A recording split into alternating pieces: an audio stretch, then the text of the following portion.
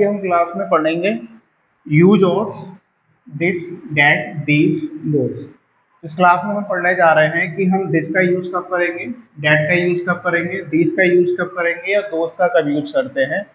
इसके साथ हम is, am, are, was, were, will be का यूज कब करेंगे। हालांकि मैं इसको पिछली क्लासेस में जब हमने स्कूल में क्लासेस पढ़ाई थी तो हम डिस्कस कर चुके हैं कि इज, एम, आर और वाज, वर, विल बी का यूज कब करते हैं। अब अगर मैं आपको पहले बताऊं कि इज, एम, आर, वाज, वर और विल बी ये आखिर क्या है, तो हम इनको बोलते हैं हेल्पिंग वर्ब। हालांकि हेल्पिंग वर्ब केवल यही नहीं होती है, is, am, are, was, were, will be और भी कई होती हैं, लेकिन अभी हम सिंपल सेंटेंसेस पढ़ रहे हैं इंग्लिश स्पीकिंग में, इसलिए हम केवल अभी इन्हीं हेल्पिंग वर्ब को डिस्कस करेंगे। इज, एम, आर जो हेल्पिंग वर्ब होती है आपकी वो प्रेजेंट टेंस की होती है। वाज, वर जो हेल्पिंग वर्ब है वो आपकी पास्ट टेंस की होती है।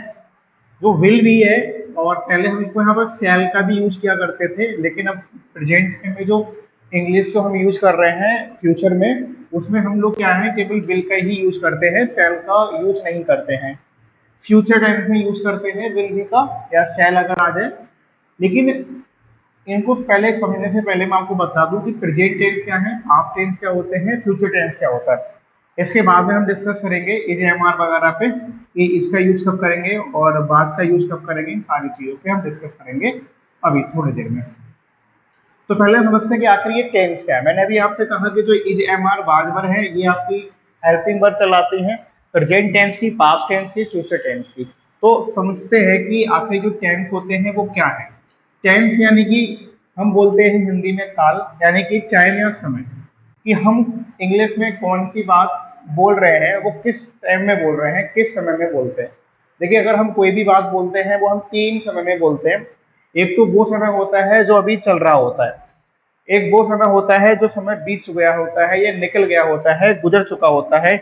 एक समय आपका वो होता है जो आने वाला होता है। तो अगर हम कोई भी बात करेंगे, पूरे दिन में करें, एक साल में करें, एक महीने में करें, वो हम इन तीन समय में ही बात को अपनी पूरी करते हैं। या तो हम उस बात को प्रेजेंट टेंस में करेंगे, या हम उस बात को पास्ट में करते हैं, या हम उस बात को किसमें करेंगे, फ्यूचर में करते हैं। ठीक है, तो पहले हम समझते हैं कि प्रेजेंट टेंस क्या होता है, यानी कि प्रेजेंट टाइम क्या है। प्रेजेंट टाइम का मतलब होता है जो समय अभी चल रहा है। अभी आप क्लास कर रहे हो, ये प्रेजेंट टाइम में कर रहे हो, ठीक है। इससे पहले आपने जो भी क्लास करी थी वो पास्ट में करी थी, यानी कि समय बीत गया था। और जो अब आने वाली क्लासेस करोगे, आने वाले समय में, यानी कि कल करोगे, परसों करोगे, तो वो कहलाएगी फ्यूचर में आप वो काम को कर रहे हो।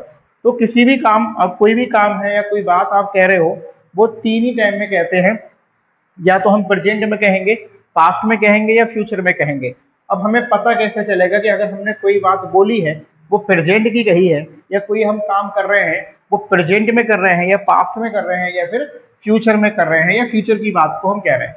तो सिंपल तरीका है पहचानने का, अगर आप कोई भी बात बोलते हो और उस बात के बोलने पर सबसे अंत में बात जो आपकी है या सेंटेंस जो है वो हा, है, हु पे खत्म होता है, या हा पे खत्म हो जाए, है पे खत्म हो जाए, हु पे खत्म होता है। पर कैसे खत्म, जैसे कि मैं डॉक्टर हूं, मैंने बोला कि मैं डॉक्टर हूं, तो लास्ट में हम देखेंगे हूं पे मेरी बात खत्म हो रही है, तो यानी कि हूं पे खत्म हो रही है, तो वो बात मैं किस सेंटेंस की बोल रहा हूँ, प्रेजेंट की।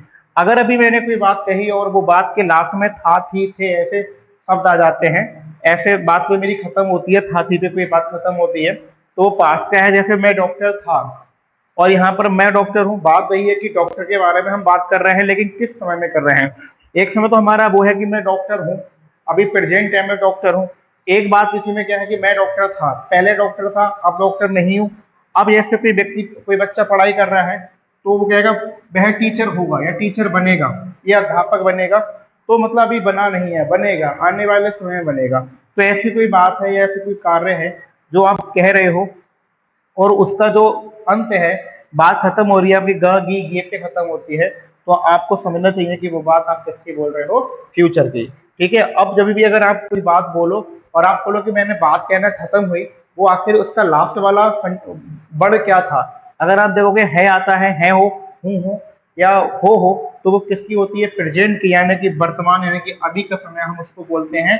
और ऐसी कोई बात जिसके अंत में था, थी, थे आ जाए, तो वो बात किसकी होती है, पास्ट की, यानी कि भूतकाल, जिसको हम बोलते हैं भूतकाल बोलते हैं। और इसको हम बोलते हैं वर्तमान काल, मतलब अभी जो काल समय चल रहा होता है, और इसको बोलते हैं भविष्य काल। तो ये भविष्य वाला कहलाएगा, आने वाला समय फ्यूचर कहलाता है। तो आई होप कि मुझे लग रहा है कि आप समझ गए होंगे। अभी देखिए ज़्यादा डिस्कस नहीं कर रहा हूँ, क्योंकि ये स्मॉल स्मॉल सेंटेंस को हम बोल रहे हैं अभी इंग्लिश स्पीकिंग में, इसलिए अभी मैंने केवल एक आपको इंट्रोडक्शन दिया है कि अगर हम कोई बात कहते हैं किस समय में बोल रहे हैं, 3 समय होते हैं बात बोलने के, प्रेजेंट, पास्ट, फ्यूचर। हालांकि अभी सेंटेंसेस पढ़ेंगे हम तो उनके 4 4 पार्ट और होते हैं, नेगेटिव, अफर्मेटिव, इंटरोगेटिव वगैरह के, वो हम बाद में पढ़ेंगे। ठीक है, तो टेंस बढ़ गए हैं। तो अभी मैं हेल्पिंग वर्ब की बात कर रहा था, इज एम आर। ठीक है, अब इज एम आर जो आपकी इंग्लिश है वो किसकी है, इन्हीं की है। देखिए है, है, हूँ की हिंदी इंग्लिश जो होती है इज एम आर ही होती है। था, थी की जो इंग्लिश होती है वाज वर होती है। गा की जो इंग्लिश होती है वो विल बी का यूज करते हैं, और इन्हीं को हम क्या बोलते हैं, हेल्पिंग वर्ब बोलते हैं। तो यानी कि जो इज एम आर है, यानी कि है, हूँ की इंग्लिश होती है, तो ये प्रेजेंट की हेल्पिंग वर्ब होती है। वाज वर जो इंग्लिश होती है वो, सॉरी, था, थी की जो इंग्लिश होती है वो वाज वर होती है, तो ये हेल्पिंग वर्ब होती है पास्ट टेंस की। और विल बी जो है आपकी इंग्लिश होती है गागी की, तो ये हेल्पिंग वर्ब कहलाती है आपकी फ्यूचर टेंस की। क्लियर यहाँ तक? अब जैसे इज है, इसको हम है पढ़ते हैं, इसकी हिंदी है होती है, और ये सिंगुलर नाउन के साथ में ही होता है, लेकिन प्रेजेंट टेंस में होगा। ठीक है, क्योंकि ये प्रेजेंट टेंस की हेल्पिंग वर्ब अभी मैं ऊपर लिखवा चुका हूँ। और आर जो है ये प्लूरल नाउन के साथ में होता है, ये प्लूरल आपका सब्जेक्ट है। अब ये सिंगुलर या प्लूरल क्या होते हैं अभी मैं डिस्कस करूंगा, केवल मैं बता रहा हूँ। और एम जो है वो हमेशा आई के साथ में यूज होता है, इस बात को हमेशा ध्यान रखिएगा। केवल इज और आर एक ऐसे हेल्पिंग वर्ब है प्रेजेंट टेंस की जो सिंगुलर के साथ में इज का यूज होता है और प्लूरल के साथ में आर का यूज होता है। और एम जो आपकी बचा है, एम मतलब मैं हूं, तो आई के साथ में हमेशा हूं का ही हम यूज करेंगे। ठीक है, इसके बाद में देखिए जो बाज होता है ये पास्ट टेंस की हेल्पिंग वर्ब है, यानी कि धातु की इंग्लिश होती है। तो ये सिंगुलर नाउन है, अगर पास्ट का कोई तो हम वहां पर बाज का यूज करेंगे। और अगर कोई ऐसा नाउन है जो प्लूरल है और प्रोनाउंस हो गया या नाउन हो गया या सब्जेक्ट हो गया, वो प्लूरल है, एक से ज्यादा है, पास्ट टेंस का है, तो वहां पर हम क्या यूज करेंगे, वर का यूज करते हैं। और जब सिंगुलर हो या प्लूरल होता है, फ्यूचर टेंस का में कोई आता है, तो हम उसको क्या पढ़ते हैं, विल बी ही यूज करेंगे। उसकी हिंदी की इंग्लिश किसकी, गागी की। अब मैं आपको बता दूं कि सिंगुलर नाउन या प्लूरल नाउन क्या होते हैं। नाउन का मतलब क्या होता है कि किसी के नाम को, कोई वस्तु है जिसके बारे में हम बात कर रहे हैं, अगर वो एक है, केवल एक है, जब कोई वस्तु एक होती है जिसके बारे में हम बात कर रहे हैं या जिसके बारे में हम बता रहे हैं, वो केवल एक होती है, तो हम इसको क्या पढ़ते हैं, सिंगुलर नाउन बोलते हैं। या हिंदी में इसको बोलते हैं एक वचन। क्या बोलते हैं, एक वचन हम इसको बोलते हैं। और अगर कोई भी वस्तु ऐसी है कि कोई नाउन ऐसा है, कोई प्रोनाउन ऐसा है या कोई सब्जेक्ट ऐसा है जो क्या है, जो एक से अधिक होता है, चाहे वो दो चाहे वो तीन हो, तो वो क्या कहलाएगा, आपका प्लूरल कहलाएगा। जैसे अभी मैं, मतलब ये अगर मैं, मेरे पास मार्कर है, तो ये केवल अभी वन है, तो मैं ये सिंगुलर कहलाएगा। और अभी मैं दो तीन और उठा लेता हूँ, जैसे अब ये देखिए एक से ज्यादा हो गए मेरे हाथ में, तो ये कहलाएंगे प्लूरल, यानी कि बहुवचन एक से ज्यादा है। ठीक है, तो ये आपके कहलाते हैं सिंगुलर या प्लूरल। तो आप इसको भी नोट कर लेना जैसे जैसे मैंने लिखा है। ठीक है, और बाकी को आई होप कि समझ में आ गया होगा। सिंगुलर नाउन जब हम केवल एक ही बात कर रहे होते हैं, सिंगुलर होता है। प्लूरल मीन्स होता है एक से ज्यादा की, जब भी हम बात करेंगे तो वो प्लूरल होता है। ठीक है, अब हम बात करते हैं कि इजामारा मैंने बता दिया है, और भी क्लासेस जो हमने स्कूल में करी है उसमें मैंने बता दिया था, लेकिन आज हम डिस्कस करेंगे दिस का मीनिंग क्या होता है। तो देखिए दिस को हम पढ़ते हैं ये है। ठीक है, दिस का मतलब यह होता है, और डैड का मतलब यह है, वह है या यह है। अब कोई वस्तु ऐसी है कि जो हमारे पास में रखी है और वो सिंगुलर हो, मतलब एक वचन है, वो एक, केवल एक है और वो मेरे पास में है, तो मैं क्या कहूंगा, दिस कहूंगा। ये अगर मैं किसी, जैसे ये मार्कर है अभी यहाँ पर है, अगर मुझे करना पड़ेगा, ये है मेरा मार्कर है, तो मैं इसको दिस पढ़ूंगा, दिस इज माई मार्कर, क्योंकि ये मेरे पास में है और ये सिंगुलर है। तो हमेशा सिंगुलर के साथ में हम क्या यूज करते हैं, दिस का यूज करते हैं। मतलब ये है या वह मुझे बताना पड़ेगा, और वो सिंगुलर हो, केवल एक वचन हो, और वो वस्तु पास में होती है, तो मैं वहां पर क्या यूज करेंगे, हम दिस का यूज करेंगे। और डैड का कहाँ यूज करते हैं, देखो डैड की मीनिंग होती है वह या यह, लेकिन डैड का हम यूज करते हैं दूर की वस्तु के लिए।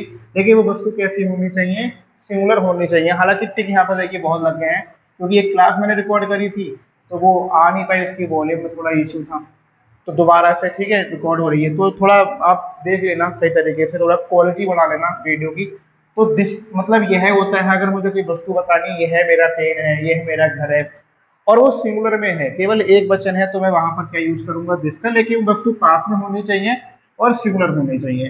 दूसरी है देखिए डैड, डैड का मतलब यह होता है, यह वह होता है, लेकिन वो वस्तु सिंगुलर होती है और वो थोड़ी सी दूर होती है, तो हम इसको क्या कहेंगे, डैड का यूज करेंगे। ठीक है, इसी के साथ में देखिए एक आता है ही और एक आता है सी।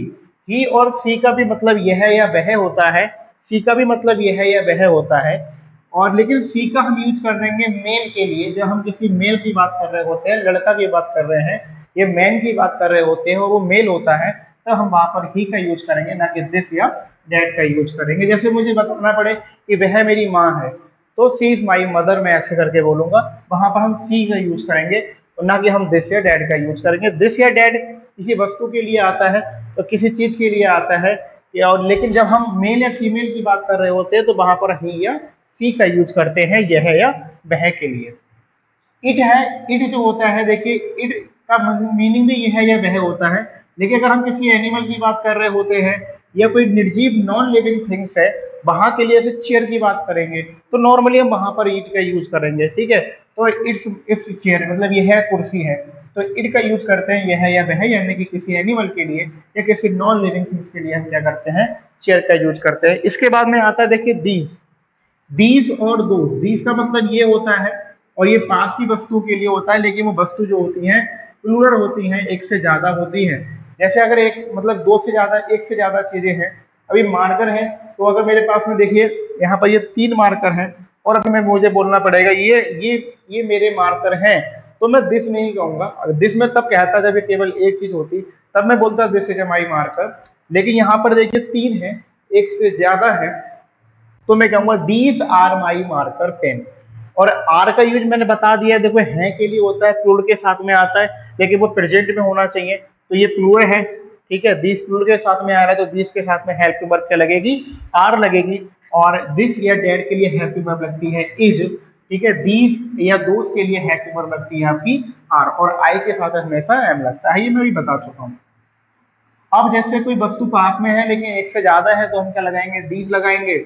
और अगर कोई ऐसी वस्तु है जो हमसे थोड़ी दूर है, हमें थोड़ा उसको पास जाने के लिए हमें चलना पड़ेगा, तो वो कहलाएगी दोस्त। और दोस्त का मतलब वो होता है दूर की वस्तु के लिए आता है, या वे या वो, प्लूरल यानी कि बहुवचन अगर चीजें हैं, तो हम क्या लगाएंगे, दोस्त। अब यही मार्कर पेन यहाँ ना रख के थोड़ा दूर होते आगे चल के, अब मुझे किसी को बताना पड़ता, तो मैं बताता कि वो मेरे मार्कर पेन है, तो दोस्त आर माई मार्कर पेन, मुझे ऐसे बोलना पड़ता, दोस्त लगाता मैं, क्योंकि ये एक से ज्यादा चीजें हैं और दूर है। जब चीजें दूर होती हैं और केवल एक होती है, तो वहां डेट का यूज करेंगे, और जब चीजें क्या नाम है, सिंगुलर है और पास में है, तो हम दिस का यूज करेंगे। चीजें एक से ज्यादा है, पास में है, तो हम किसका यूज करते हैं, दीज का यूज करते हैं। ये बात हमेशा आप याद रखना। कुछ मैंने एग्जाम्पल यहाँ पर लिख दिए हैं, हालांकि ये अलग से हम पढ़ेंगे अलग से, लेकिन कुछ मैंने लिख दिए समझने के लिए। जैसे अगर मुझे बताना है यह मेरी किताब है, पास में है, तो मैं क्या लगा दूंगा, this is my book, this is my book, यह मेरी किताब है, क्योंकि वो पास में है, तो मैंने बोल दिया दिस इज माई बुक। और यह होता है कि वह मेरी किताब है, लेकिन किताब देखिए एक है केवल। ठीक है, यहाँ भी किताब एक ही है, तो मैंने क्या लगाया है, दिस, क्योंकि वो किताब पास में है। वह मेरी किताब है, थोड़ा दूर है, लेकिन बुक सिंगुलर है, तो मैं क्या लगा दूंगा, that is my book. Next है दिस इज माई हाउस, यह मेरा घर है। अब पास में है, सिंगुलर है, तो मैंने क्या लगा दिया, दिस। और अगर ये होता वह मेरा घर है, तो that is my house, that is my house. He is my brother. अब यहाँ पर देखिए वह मेरा भाई है या यह मेरा भाई है, तो कहोगे सर दिस लगा दीजिए, यह के लिए नहीं। जब मेल या फीमेल की बात करते हैं, तो हम क्या लगाएंगे, ही या सी। तो वह मेरे, ही इज माई ब्रदर, यह मेरा भाई है, तो यहाँ पर भाई है यानी कि मेल है, तो हम क्या लगाएंगे, वहां पर ही का यूज करेंगे, ही इज माई ब्रदर। और वह मेरी माँ है, तो मैं क्या कहूंगा, सी इज माई मदर, क्योंकि वह सिंगुलर है और क्या है, सी फीमेल है, तो मैं क्या लगाऊंगा, सी। ठीक है, ऐसे ही दैट इज माई बुक, वह मेरी किताब है। दैट इज माई हाउस, वह मेरा घर है। दैट इज माई स्कूल, वह मेरा स्कूल है। That is a mango tree, वह एक आम का पेड़ है।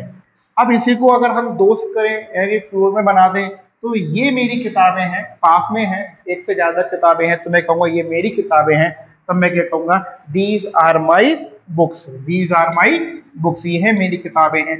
या वो मेरी किताबें हैं, तो दोज आर माई बुक्स, किताबें दूर रखी हैं, एक से ज्यादा हैं, तब मैं वहां पर क्या कहूंगा, दोज आर माई बुक्स, यानी कि वो मेरी किताबें हैं। इसी को हम प्लूरल बना सकते हैं, दिस इज माई हाउस। तो अगर मुझे बताना होगा कि ये मेरे घर हैं, एक से ज्यादा घर हैं और वो पास में है, तो मैं कहूंगा दीज आर माई हाउस। लेकिन अगर वो दूर है, एक से ज्यादा घर है, तो मैं क्या कहूंगा, those are my houses, those are my houses, these are my houses. इस तरीके से हम पढ़ेंगे। और अगर वहां पर डेट जैसे मैंगो ट्री सिंगुलर है, तो मैंने क्या लगा दिया, डेट लगा दिया। अगर होता कि वो आम के पेड़ हैं, वह आम के पेड़ हैं, थोड़ा दूर होता और प्लूरल होता, तो यहाँ पर क्या लगाते, हम दोज, सॉरी यहाँ नहीं लगा है ना, यहाँ लग देता हूँ, तो हम क्या लिखते, दोज आर मैंगोज ट्री। वहां पर आपका क्या आ जाता, मैंगोज आ जाता, तो वहां पर क्या बन जाता, दोज आर मैंगोज ट्री।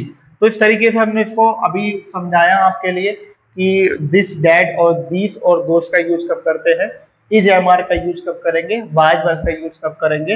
अभी हमने केवल इज एम आर का ही हमने यहाँ पर डिस्कस किया है। प्रेजेंट टेंस की चीजें बताइए, कब हम इज लगाएंगे, कब हम आर लगाएंगे, कब हम आई लगाएंगे। देखिए आई हमेशा मैं के साथ में आता है। जैसे मैं बोलता हूँ कि मैं लड़का हूँ, तो आई एम अ बॉय, ठीक है। अगर मैं बोलूँ कि मैं लड़का हूँ, तो यहाँ पर क्या लगा हुआ, आई। आई आ गया तो आई के साथ हमेशा क्या आएगा, एम। तो आई एम अ बॉय, मैं एक लड़का हूँ, आई एम अ बॉय, मैं लड़का हूँ, ठीक है। और बाकी आर जो है प्लूरल के साथ में आता है, इस जो है वो सिंगुलर के साथ में आता है, दिस या डैट के साथ में। बाकी हमने इसको डिस्कस कर ही लिया है, आप इसको नोट कर लेना।